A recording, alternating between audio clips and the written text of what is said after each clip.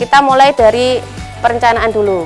Nah, apa sih perencanaan tadi ya, kita sempat bahas sedikit ya, bahwa perencanaan itu merencanakan tenaga kerja secara efektif gitu ya, secara efisien agar sesuai dengan kebutuhan perusahaan dalam membantu terwujudnya tujuan. Nah, selain perencanaan itu ada namanya pengorganisasian atau organizing. Tadi ya, organizing juga bagaimana mengorganisasikan untuk pengorganisasiannya, lalu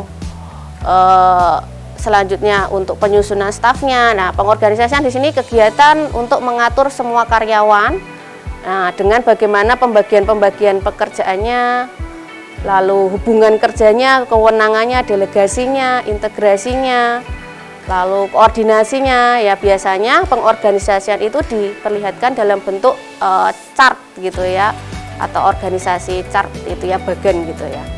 Lalu fungsi yang selanjutnya adalah manajerial ya, fungsi manajerial atau fungsi manajemen, yaitu adalah penyusunan staf atau staffing ya. Nah, di sini adalah kegiatan pengadaan ya, penempatan ya, pengadaan SDM-nya ya, sumber daya manusianya, lalu penempatan sumber daya manusianya sesuai dengan skillnya ya, lalu pelatihan sumber daya sesuai dengan yang dibutuhkan, dan pengembangan karyawannya ya di dalam suatu perusahaan, sehingga tadi ya, di antara pengadaan, penempatan, dan pelatihan itu ada sinergi gitu ya, sehingga akan berjalan lebih baik gitu ya, lebih produktif. Nah, lalu ada yang keempat itu adalah tadi pengarahan ya, pengarahan. Nah, pengarahan ini adalah kegiatan untuk memberi petunjuk kepada karyawan gitu ya, agar mau bekerja sama ya, karena di berbagai bidang itu diperlukan kerjasama, karena mereka semua terintegrasi ya, saling berhubungan, sehingga dengan integrasi itu, dengan adanya kerjasama, nah diharapkan mereka ini bisa efektif bekerjanya gitu ya, dan lebih efisien, sehingga tujuan organisasinya juga dapat tercapai.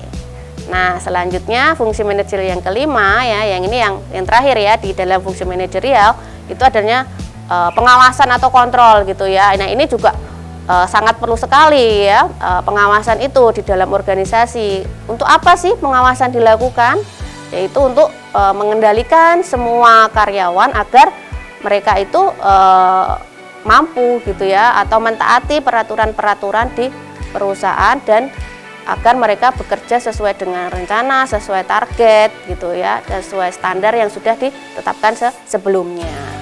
Oke, nah selain tadi ada fungsi manajerial ya, ada fungsi operasional gitu ya.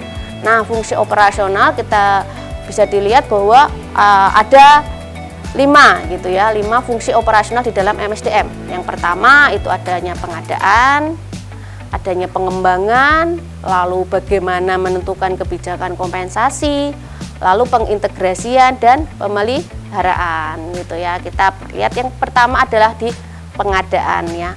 Pengadaan sumber daya manusia, yaitu meliputi gitu ya, analisa pekerjaan, lalu perencanaan SDM, lalu rekrutmen, seleksi, dan penempatan ya. Analisa pekerjaan itu apa sih? Nah, analisa pekerjaan itu lebih kepada pekerjaan-pekerjaan apa sih yang dibutuhkan gitu ya, untuk dalam suatu perusahaan atau organisasi, atau biasanya disebut dengan deskripsi pekerjaan dan spesifikasi pekerjaan gitu ya. Jadi kalau deskripsi pekerjaan itu biasanya apa sih tugasnya, kewajibannya gitu ya. Tapi kalau spesifikasi pekerjaan itu lebih kepada siapa sih yang akan melakukannya.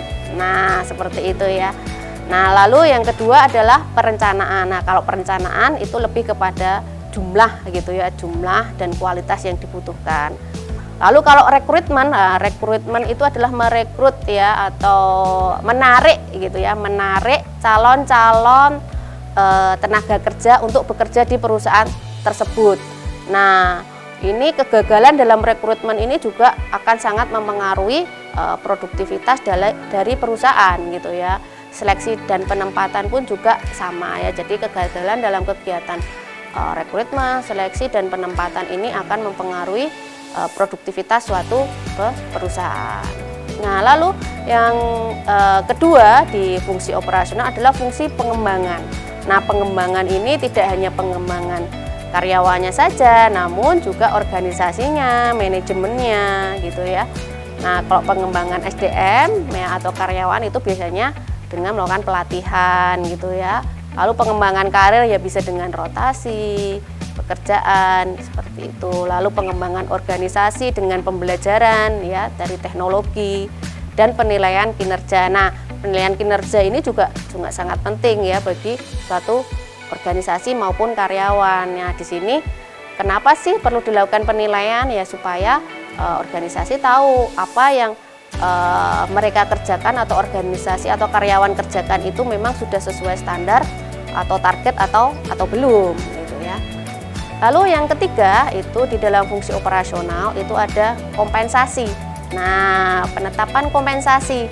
Nah, kompensasi ini lebih kepada balas jasa gitu ya yang diberikan organisasi kepada karyawan gitu ya. Nah, kompensasi ini lebih bisa ada dua nih, ada kompensasi finansial ataupun kompensasi non finansial.